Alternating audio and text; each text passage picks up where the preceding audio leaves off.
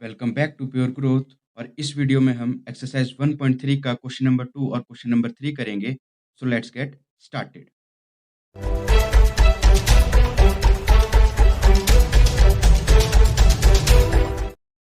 सबसे पहले हम करेंगे question number 2। Prove that 3 plus 2 root 5 is irrational. जब भी हमें किसी नंबर को इरेशनल प्रूव करना होता है तो हम कौन सा मेथड यूज करते हैं? Method of contradiction. Method of contradiction को फॉलो करते हुए हम इस नंबर को इरेशनल प्रूव करेंगे। ऐसे क्वेश्चंस में हम सबसे पहले क्या करते हैं कि जब भी हमें इरेशनल नंबर प्रूव करना होता है तो हमेशा हम इसका उल्टा सोचते हैं। उल्टा मतलब कि हम सपोज करेंगे कि 3 प्लस 2 रूट 5 हमारे पास कोई रेशनल नंबर है। सॉल्यूशन देखिए इसका। Solution suppose 3 plus 2 root 5 is rational number. हमने सपोज किया कि जो 3 प्लस 2 रूट 5 है वो हमारे पास एक रेशनल नंबर है। अगर हमारे पास 3 प्लस 2 रूट 5 रेशनल नंबर है तो किस फॉर्म में होना चाहिए? P upon Q. Therefore 3 plus 2 root 5 is equal to किस फॉर्म में होना चाहिए? P upon Q. हम लिखेंगे उसको A upon B. A upon B where A and B are coprime numbers. Where A and B are coprime. Coprime क्या होते हैं? कोप्राइम ऐसे नंबर होते हैं जो सेम टेबल में नहीं आते। सेम टेबल में नहीं आते मतलब एग्जांपल से मैं आपको समझाता हूँ। जैसे एग्जांपल हम ले लेते हैं एक 2/7। और 2 के टेबल में 7 नहीं आता और 7 के टेबल में 2 नहीं आता, मतलब एक दूसरे के टेबल में नहीं आते। हम एक दूसरे से इसको कटिंग नहीं कर सकते। ऐसे नंबर्स को हम बोलते हैं कोप्राइम नंबर्स। और b should not be equal to 0। अगर b 0 के इक्वल हो जाएगा तो हमारी जो डिनोमिनेटर है वो इन्फिनिटी हो जाएगी। सो नेक्स्ट स्टेप में हम क्या करेंगे? जो हमारे पास रूट वाली वैल्यू है उसको हम लेफ्ट साइड पे रहने देंगे और जो विदाउट रूट वाली वैल्यू है उसको हम राइट साइड में शिफ्ट कर देंगे। Therefore 2 root 5 is equal to a upon b। यहाँ पर ये प्लस में तो राइट साइड जाके ये हो जाएगा माइनस में, -3। नेक्स्ट स्टेप में हम क्या करेंगे? इसका एलसीएम ले लेंगे। 2 root 5 is equal to LCM आ गया बी ए माइनस 3b। ये आ गया हमारे पास एलसीएम। अब हम क्या करेंगे? नेक्स्ट स्टेप में जो 2 है उसको राइट हैंड साइड शिफ्ट कर देंगे। Root 5 is equal to A minus 3b upon 2b। ये हमारे पास एक इक्वेशन बन गई। आप देखिए कि जो हमने a अपॉन बी लिया था, जो रेशनल नंबर होते हैं वो हमेशा इंटीजर के फॉर्म में होते हैं। मतलब a भी हमारा कोई इंटीजर होगा और b भी कोई इंटीजर होगा। इट मीन्स कि हमने इंटीजर से इंटीजर को सब्ट्रैक्ट किया और इंटीजर को ही हमने डिवाइड किया। तो मतलब जब भी हम किसी इंटीजर को माइनस प्लस डिवाइड मल्टीप्लाई करते हो तो हमारे पास आंसर हमेशा इंटीजर की फॉर्म में ही आता है। तो जब भी हम इसको सब्ट्रैक्ट या फिर डिवाइड करेंगे तो हमारे पास किस फॉर्म में आंसर आएगा? एक इंटीजर की फॉर्म में ही आंसर आएगा। तो एक जब इंटीजर की फॉर्म में आया तो मतलब क्या है? ये हमारा एक रेशनल नंबर की फॉर्म में आएगा। Therefore root 5 is equal to rational. अब आप देखिए कि हमारा जो रूट 5 है इज इक्वल टू रेशनल आ गया। हमें पता है कि जो रूट 5 है वो एक इरेशनल नंबर है और irrational number should not be equal to rational number. मतलब कि जो हमने सपोज किया था वो हमारे पास गलत प्रूफ हो गया कि रूट 5 है वो हमारा एक इरेशनल नंबर है। देयरफॉर 3 प्लस 2 रूट 5 ये होल नंबर हमारे पास एक इरेशनल नंबर हो जाएगा। तो हम इसकी स्टेटमेंट लिख लेते हैं कि a minus 3b upon 2b, a minus 3b upon 2b is in the form of p upon q। क्योंकि ये जो हमारा है ये p ये q, p अपॉन q मतलब integer upon integer is integer, तभी हमारा रेशनल नंबर आया था। तो हमने स्टेटमेंट क्या लिखी? a minus 3b upon 2b is in the form of p upon q, then it is rational. Then it is rational. जब ये हमारा p अपॉन q की फॉर्म में आ गया तो इसका मतलब क्या है? ये हमारे पास एक रेशनल नंबर है। But we know that root 5 is irrational. So this contradiction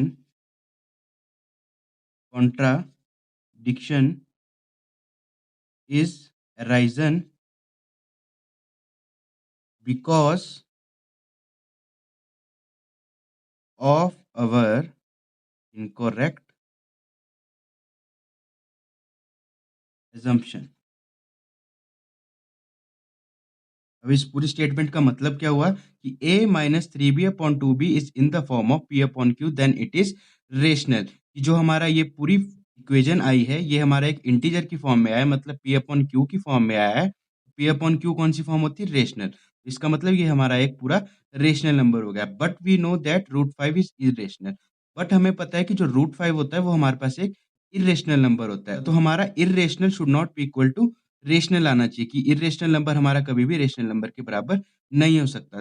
so this contradiction is arisen because of incorrect assumption। तो ये सिचुएशन आई क्यों? ऐसी सिचुएशन इसलिए आई क्योंकि हमने सपोज ही गलत किया था। हमें प्रूव करना था कि ये इरेशनल नंबर है, बट हमने सपोज किया था कि ये रेशनल नंबर है। तो ये हमारी कॉन्ट्राडिक्शन गलत क्यों आई? क्योंकि हमने सपोज गलत किया था, तो हमारा आंसर भी गलत ही आएगा। तो at last we can say that 3 + 2 √5 is irrational number। Therefore, we can say that 3 + 2 √5 is irrational। तो हेंस प्रूव, हमने प्रूव कर लिया कि जो ये हमारा 3 + 2 √5 है वो हमारे पास एक इरेशनल नंबर है।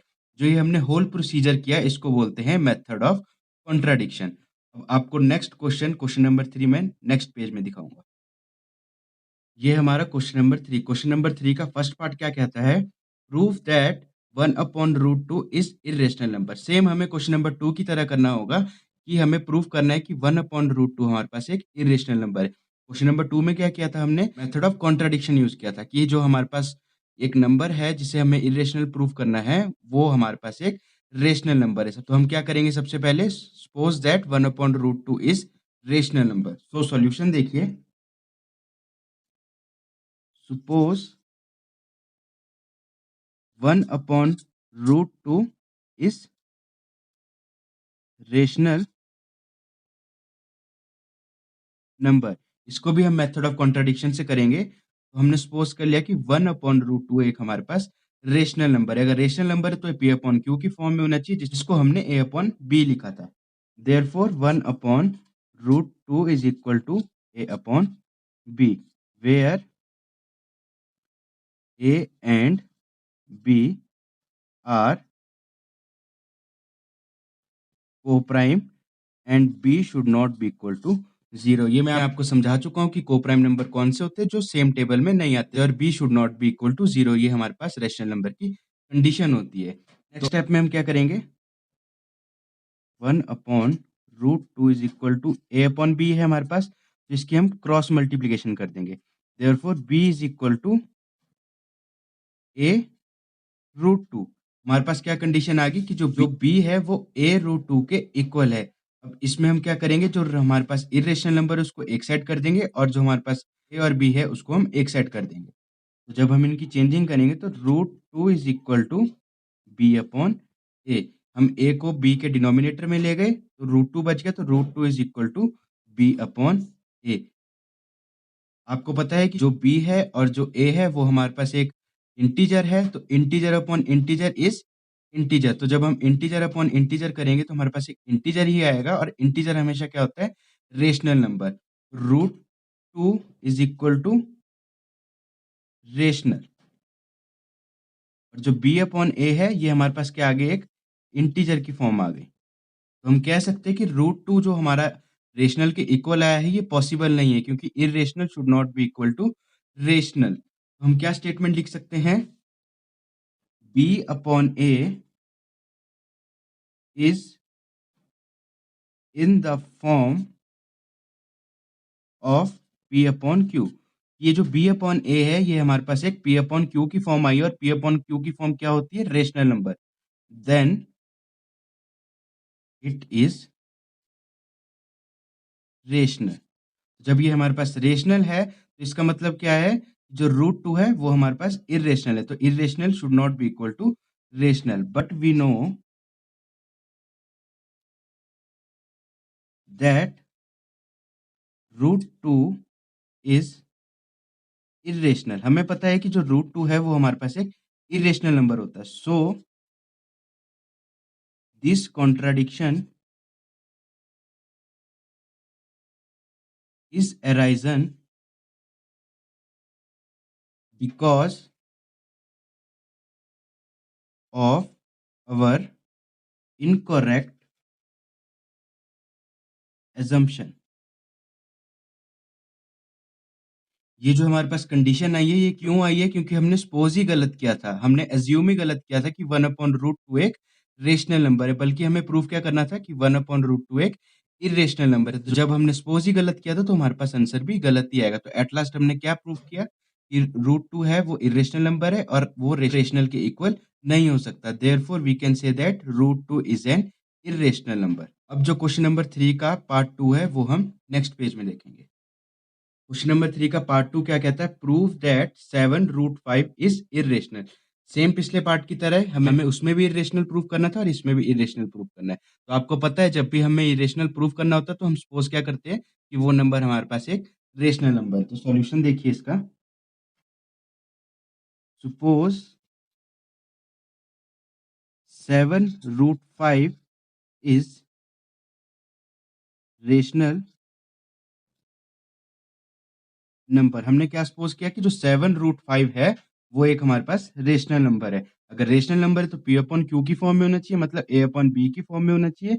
Therefore 7√5 is equal to A upon B, where A and B are coprime.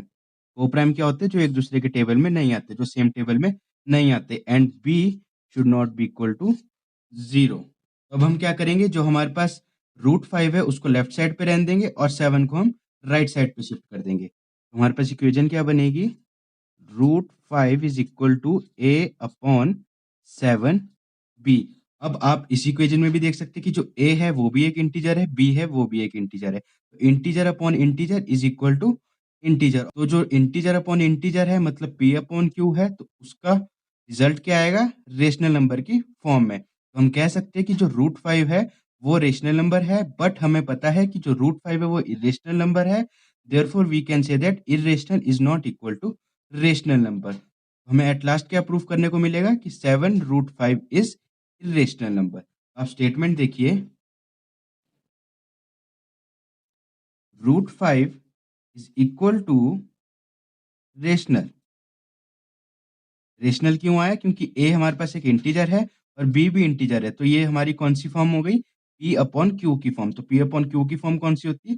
Rational. But हमें पता है कि एक इरेशनल नंबर कभी भी रेशनल नंबर के इक्वल नहीं हो सकता. बट हमें ये भी पता है कि जो √5 है वो एक इरेशनल नंबर है. तो हम कह सकते हैं कि जो हमारी ये कॉन्ट्राडिक्शन है वो गलत है. क्यों? क्योंकि हमने एज्यूम ही गलत किया था. तो इसकी स्टेटमेंट भी देख लीजिए. A upon 7B is in the form of P upon Q, then it is rational. ये P अपॉन Q की फॉर्म में, देयरफॉर ये हमारे पास एक रेशनल नंबर है. बट हमें पता है कि जो √5 है वो एक इरेशनल नंबर होता है. But we know that √5 is irrational. So this contradiction is arisen because of our incorrect assumption. Therefore, we can say root 7√5 is irrational. हमने क्या लिखा है कि जो A अपॉन 7B है ये एक हमारे पास P अपॉन Q की फॉर्म बन रही है. तो ये हमारे पास एक रेशनल नंबर हो गया. बट हमें पता है कि जो √5 है वो एक इरेशनल नंबर होता है. देयरफॉर हमारी जो कॉन्ट्राडिक्शन है वो इनकरेक्ट साबित हुई। क्यों? क्योंकि हमने जो सपोज़ किया था वो गलत सपोज़ किया था। तो हम कह सकते हैं जो हमारा 7√5 है वो एक इर्रेशनल नंबर है। Hence proved. ये हमने प्रूव कर दिया। अब जो क्वेश्चन नंबर 3 का पार्ट 3 है वो हम नेक्स्ट पेज में देखेंगे। पार्ट 3 क्या कहता है? Prove that 6 plus root 2 is irrational. अब पार्ट 1 और पार्ट 2 आप देख चुके हैं। सेम उसी मेथड से, मेथड ऑफ कॉन्ट्राडिक्शन से ये पार्ट भी सॉल्व होगा। अगर आपको वो 2 पार्ट समझ आ गए हैं तो आपको ये पार्ट भी इजीली समझ आ जाएगा। तो सॉल्यूशन देखिए। सबसे पहले हम क्या करते हैं? सपोज करते हैं कि जो 6 प्लस रूट 2 है वो हमारे पास एक रेशनल नंबर है। Suppose 6 plus root 2 is rational. हमने सपोज क्या किया कि जो 6 प्लस रूट 2 है वो हमारे पास एक रेशनल नंबर है। अगर रेशनल नंबर तो किस फॉर्म में होना चाहिए? वो a upon b। 6 plus root 2 is equal to a upon b। और हमें पता है कि a और b क्या है? Coprime numbers. a and b are coprime where b should not be equal to 0। अब हम सिमिलर स्टेप्स करेंगे कि जो रूट वाली वैल्यू उसको लेफ्ट साइड रहने देंगे और जो विदाउट रूट वाली वैल्यू उसको राइट साइड शिफ्ट कर देंगे। Therefore root 2 is equal to a upon b। इधर प्लस में तो उधर जाके -6। अब हम सेम एलसीएम लेंगे। अब हम एलसीएम लेंगे। a, सबसे पहले एलसीएम क्या आएगा? b। तो a माइनस 6b। अब सेम वही कंडीशन बन गई कि a और b हमारे पास इंटीजर है, तो इंटीजर माइनस इंटीजर या इंटीजर अपॉन इंटीजर हमारे पास हमेशा इंटीजर की फॉर्म आती है। और इंटीजर की फॉर्म क्या होती है? रेशनल नंबर की फॉर्म। तो हम कह सकते हैं कि root 2 is equal to rational. अब हमने क्या प्रूफ कर दिया कि जो रूट 2 है वो हमारे पास एक रेशनल नंबर है। बट हमें ये भी पता है कि जो रूट 2 है वो एक इरेशनल नंबर है। तो we can say that irrational should not be equal to rational. तो हमने क्या प्रूफ करना है एट लास्ट? कि जो 6 प्लस रूट 2 है वो हमारे पास एक इरेशनल नंबर है। तो हमें पता भी है कि रूट 2 एक इरेशनल नंबर है, इसलिए हमारा 6 प्लस रूट 2 भी एक इरेशनल फॉर्म ही आएगी। तो इसकी मैं आपको स्टेटमेंट लिखवा देता हूँ।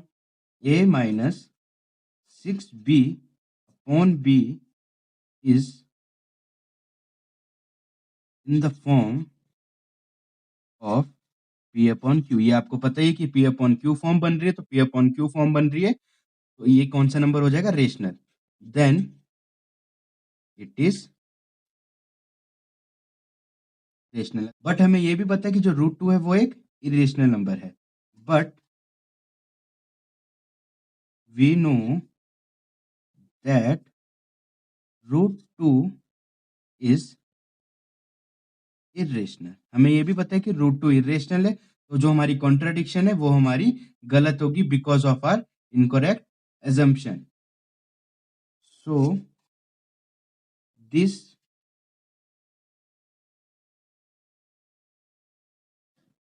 contradiction is arisen because of our incorrect assumption. At last हमने प्रूफ क्या किया कि 6 plus root 2 is irrational. Therefore 6 plus root 2 is irrational. Hence proved. हमने प्रूफ कर लिया कि जो 6 प्लस रूट 2 है वो एक हमारे पास इरेशनल नंबर है। तो ये थे हमारे क्वेश्चन नंबर 2 और क्वेश्चन नंबर 3 के सभी पार्ट।